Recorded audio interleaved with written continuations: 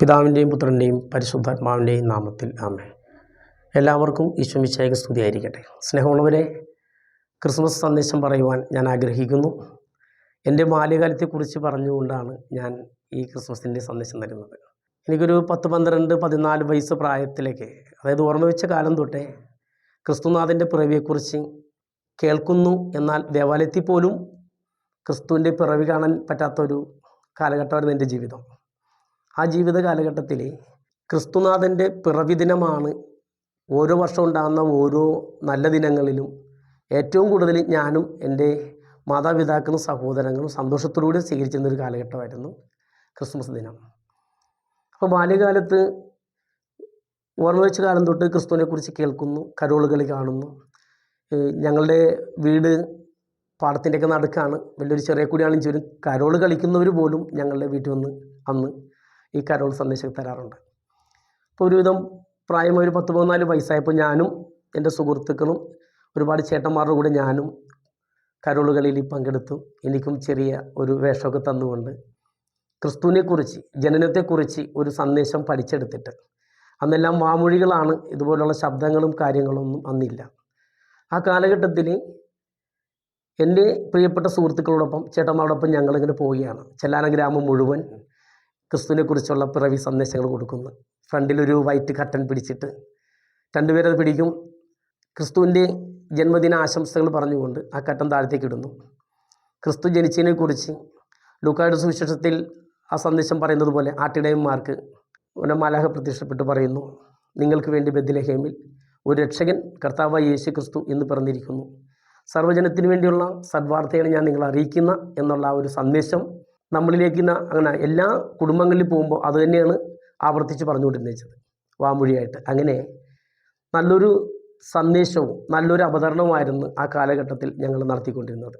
അപ്പോൾ അങ്ങനെ ഈ ചെല്ലാന ഗ്രാമം മൊത്തം ഞങ്ങൾ കയറി ഇറങ്ങി പല ഭവനങ്ങളിലും എല്ലാവരും വളരെ സന്തോഷത്തോടെയാണ് സ്വീകരിക്കുന്നത്. ചെല്ലുമ്പോൾ തന്നെ ഇതുപോലുള്ള റെക്കോർഡും കാര്യങ്ങളൊന്നും ആ കാലഘട്ടത്തിലില്ല. എങ്കിലും പാടും ഞങ്ങൾ കൈകൊട്ടിയാണ് പാടുന്നത്. അങ്ങനെ പാടി ആ വീട്ടിലേക്ക് കയറി ചെല്ലുന്നു. എല്ലാവരും സന്തോഷത്തോടെ വാതിക്കൽ, വലിയ വലിയ വീടുകളിൽ ചെല്ലുമ്പോൾ ഒരു വാതിക്കൽ എല്ലാവരും കൂടി വന്ന് നിൽക്കുന്നു. കുഞ്ഞുങ്ങൾ പോലും വളരെ സന്തോഷമാണ്. അപ്പോൾ നല്ലൊരു സന്ദേശം കൊടുത്തുകൊണ്ടാണ് ആ കാലഘട്ടത്തിൽ ക്രിസ്തുവിനെക്കുറിച്ചുള്ള പിറവിയെക്കുറിച്ച് സംസാരിക്കുന്നതും സന്ദേശം കൊടുക്കുകയും ചെയ്യുന്നത്. അങ്ങനെ ഈ ചെല്ലാന ഗ്രാമത്തിലും അതുപോലെ എഴുപുന്ന, എരമ്പല്ലൂർ ഓരോ ദിവസങ്ങളിൽ ചേഞ്ച് ചെയ്ത് ഡിസംബർ പുറക്കുമ്പോൾ തൊട്ട് ഞങ്ങളങ്ങനെ കരോളുകളായിട്ട് പോകും. നല്ല നല്ല അതായത് ഞങ്ങൾക്ക് അന്ന് മേക്കപ്പ് ചെയ്തു തരാൻ വേണ്ടി ഞങ്ങളുടെ ഒരു പ്രിയപ്പെട്ട, ഇന്ന് പുള്ളിക്കാരനില്ല എങ്കിലും അന്ന് ഞങ്ങളെല്ലാവരെയും, പുള്ളിക്കാരനാണ് മേക്കപ്പ് ചെയ്ത് തന്നെ. നമ്മുടെ ചെല്ലാനത്ത് അറിയപ്പെടുന്നത് ഓടുകാരൻ ജോസ് എന്നാണ്. ജോസ് ചേട്ടൻ വെളിപ്പറമ്പിൽ, പുള്ളിക്കാരൻ്റെ ആ ഒരു ഒന്നും ഞങ്ങൾ പ്രതിഫലം പോലും ചോദിക്കാണ്ട് പുള്ളി വന്ന് ഞങ്ങളെ ഔസ്യപിതാവിനെയും മാതാവിനെയും അതുപോലെ മറ്റ് ആട്ടിടയന്മാരെയൊക്കെ ഒരുക്കി തന്നത് ആ ഒരു അപ്പച്ചനായിരുന്നു. നല്ലൊരു കലാകാരൻ, നല്ലൊരു മേക്കപ്പ് മാനായിരുന്നു. ആ വ്യക്തിയാണ് ഞങ്ങൾ നല്ല രീതിയിലൊക്കെ ഒരുക്കി തന്നുകൊണ്ടാണ് ഞങ്ങളിങ്ങനെ പോകുന്നത്. ആ ഒരു കാലഘട്ടത്തിൽ ഇങ്ങനെ പോകുമ്പോഴേക്കും ഒരുപാട് ജനങ്ങൾ കഴിയുമ്പോൾ പറയാറുള്ളൊരു കാര്യമുണ്ട്, വളരെ നന്നായിട്ടുണ്ട്, ഞങ്ങൾക്കൊരു എന്തോ ഒരു പ്രത്യേക അനുഭവമുണ്ട് എന്നൊക്കെ പറയാറുണ്ട്. പിന്നെ കൂടാതെ എനിക്ക് പറയാനുള്ളത്, ആ ഒരു കാലഘട്ടം അങ്ങനെയായിരുന്നു. ഞാനന്ന് ക്രിസ്തുവിനെ അറിഞ്ഞിട്ടില്ല എങ്കിലും ക്രിസ്തുവിനോട് എനിക്ക് വലിയൊരു അടുപ്പം ഇല്ലാതില്ല, ഉണ്ടായിരുന്നു. അത് ഞാൻ അറിഞ്ഞിട്ടില്ല. പക്ഷേ ക്രിസ്തുനാഥൻ്റെ തിരുവചനം ജെറമ്യയുടെ 1-ാം അധ്യായത്തിൻ്റെ 4 തൊട്ടുള്ള വാക്യങ്ങളിൽ പറയുന്നുണ്ട്, അമ്മയുടെ ഉദരത്തിൽ ഉരുവാകും മുമ്പേ ഞാൻ നിന്നെ അറിഞ്ഞു എന്ന്.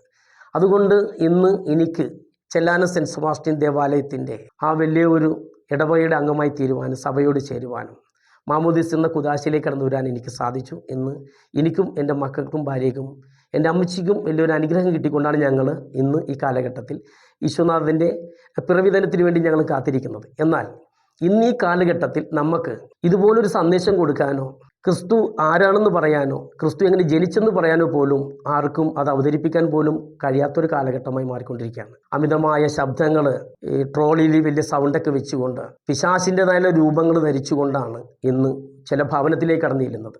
ചെല്ലുമ്പോൾ തന്നെ കുഞ്ഞുകുട്ടികൾ പോലും പേടിച്ച് അലറി അകത്തേക്ക് പോകുന്ന അവസ്ഥകളെ കാണാറുണ്ട്. അത് ശരിയായ ഒരു രീതിയല്ല. എങ്കിലും നമ്മുടെ മക്കൾക്ക് വേണ്ടി നമ്മൾ പ്രാർത്ഥിക്കാൻ കടപ്പെട്ടവരാണ്. ആ മക്കളിലേക്കും ക്രിസ്തുനാഥൻ അവരുടെ ഹൃദയങ്ങളിലും പിറക്കട്ടെ എന്ന് ഞാൻ ആഗ്രഹിക്കുകയാണ്. കാരണം ക്രിസ്തുവിനെക്കുറിച്ച് അറിയുക, അവൻ ആരായിരുന്നു, അവൻ നമ്മളോടൊന്നും മാത്രമേ പറഞ്ഞുള്ളൂ. വിശ്വാസം എന്നത് പ്രത്യാശിക്കുന്നവ ലഭിക്കുമെന്ന ഉറപ്പും കാണപ്പെടാത്തവ ഉണ്ട് എന്നുള്ളൊരു ബോധ്യമാണ്. കാണപ്പെടാത്തവനാണ് നമ്മൾ ആരാധിക്കുന്നത്. അദൃശ്യനായവൻ, നമ്മുടെ ഇടയിൽ സഞ്ചരിക്കുന്നവൻ, നമുക്ക് ജന്മം നൽകിയവൻ, നമ്മുടെ ദുരിതവും പ്രയാസവും നമ്മുടെ പാവവും ഭാരങ്ങളും എല്ലാം ഏറ്റെടുക്കുന്നവൻ, ആ നല്ലവനായ ദൈവത്തിൻ്റെ പിറവി ദിനമാണ് ഈ 2024 നമ്മളും ആഘോഷിക്കാനായി ഇതാ കടന്നു വന്നിരിക്കുകയാണ്. സ്നേഹമുള്ളവരെ, ക്രിസ്തുനാഥൻ പിറക്കേണ്ടത് നമ്മുടെ ഹൃദയത്തിലാണ്. അവിടുന്ന് നമ്മളെ പഠിപ്പിച്ചൊരു കാര്യമുണ്ട്, സ്നേഹം. അതായിരിക്കട്ടെ ഒന്നാമത്തെ പ്രമാണമെന്ന് നമ്മളെ പഠിപ്പിക്കുന്നുണ്ട്. ക്രിസ്തുനാഥൻ്റെ ഈ ജന്മദിനത്തിൽ, ഈ കാലഘട്ടത്തിൽ ഇങ്ങനെ ക്രിസ്തുവിനെ ആരാധിക്കാതെ, അല്ലെ ക്രിസ്തുവിൻ്റെ സന്ദേശം കൊടുക്കാതെ, ക്രിസ്തു എന്താണ്, ആരാണ്, അവനുള്ള മഹത്വം എന്താണെന്ന് മനസ്സിലാക്കി കൊടുക്കാൻ ഈ തലമുറയുള്ള എല്ലാ ജനതകളെയും കർത്താവായ യേശു ക്രിസ്തു അനുഗ്രഹിക്കട്ടെ എന്ന് പ്രാർത്ഥിക്കുന്നു. ഈ 2024 ക്രിസ്മസ് ദിനത്തിൻ്റെ എല്ലാവിധ ആശംസകളും നല്ലൊരു ക്രിസ്മസ് ദിനമായി മാറട്ടെ എന്ന് ആശംസിച്ചുകൊണ്ടും ഞാൻ എൻ്റെ വാക്കുകൾ നിർത്തുന്നു.